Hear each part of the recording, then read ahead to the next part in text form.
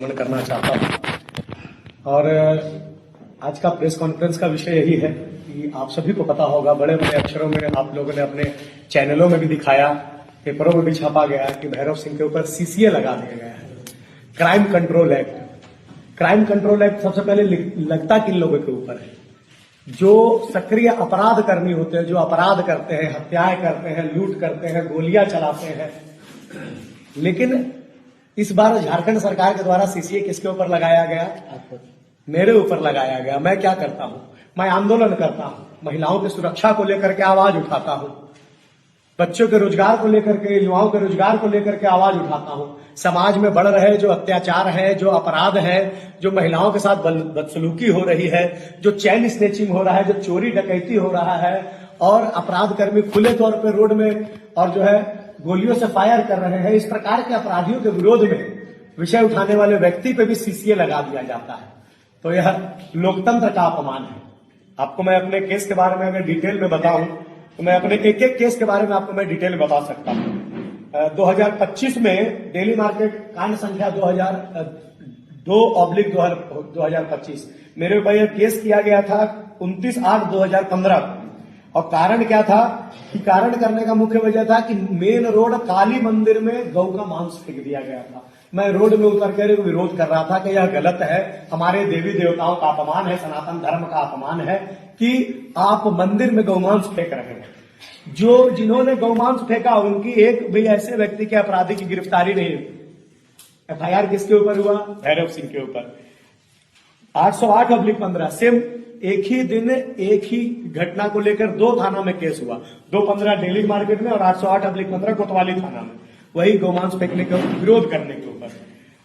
9/2017 में इसका सारांश है, महावीर जयंती के अवसर पर बजरंग दल और विश्व हिंदू परिषद और अन्य हिंदू संगठनों के द्वारा एक बाइक रैली निकाली गई थी, जिसमें गाजा बाजा लगा करके, जय श्री राम का नारा लगा करके और लोग रोड से जा रहे थे। छत्ता मस्जिद के पास उनको रोक लिया जाता है, एकरा मस्जिद के पास, और वहां पर लाठी डंडों से उन्हें मारा जाता है, उन्हें जख्मी कर दिया जाता है। और उन लोगों के समर्थन में मैं जब हॉस्पिटल उन लोगों से मिलने जाता हूं और इसका पुरजोर विरोध करता हूं कि क्या भारत में रह करके हिंदुओं को महावीर जयंती के उपलक्ष्य में भी जय श्री राम का नारा लगाने का अधिकार नहीं है क्या?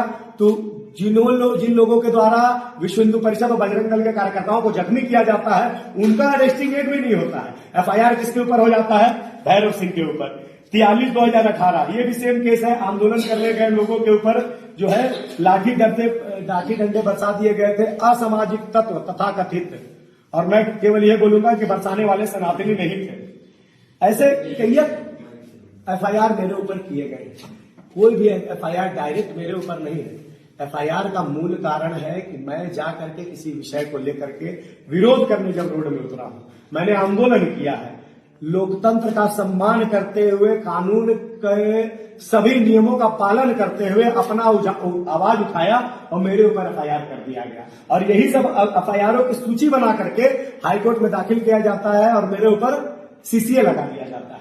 और आज के दिन में आप सभी को पता होगा पेपर के माध्यम से कि मेरे ऊपर सीसीए को रिवोक कर लिया गया है। हाईकोर्ट के निर्देश देने के बाद दंडाधिकारी महोदय जी के द्वारा मेरा सीसीए को रिवोक कर लिया गया, वापस ले लिया गया। अब मैं यह प्रश्न पूछना चाहता हूं आप सभी चैनलों के माध्यम से, आपके सभी दर्शकों से और वर्तमान सरकार से कि मैंने जो इतने दिन 6 महीने जो मैंने जेल में बिताए बिना कोई अपराध किए, बिना कोई गुनाह किए, क्योंकि एक भी अपराध अभी तक मेरे ऊपर साबित नहीं हो सका है। लगभग मेरे ऊपर जितने भी केस हैं सभी में लगभग केसों में मैं बरी हो चुका हूं। और जो कुछ चुनिंदा केस बचे हुए हैं जिसमें से ज्यादातर केसों में मेरे ऊपर जो आरोप लगाए गए हैं, सरकारी काम में बाधा, सरकारी संपत्ति को नुकसान, उन्माद फैलाना, सांप्रदायिक भाषण देना, ये भी आने वाले समय में भी सिद्ध नहीं हो पाएगा। तो मैंने जो इतना समय जेल में बिताया उसका मुझे जवाब कौन देगा? और इसका जो मेरा नुकसान हुआ, मेरा जो मान का नुकसान हुआ, मेरे स्वाभिमान का नुकसान हुआ, मैं आर्थिक रूप से जो नुकसान हुआ, इसका जवाब मुझे कौन देगा और इसकी भरपाई कौन करेगा? यह प्रश्न मैं आपके चैनल के माध्यम से समाज से पूछना चाहता हूं।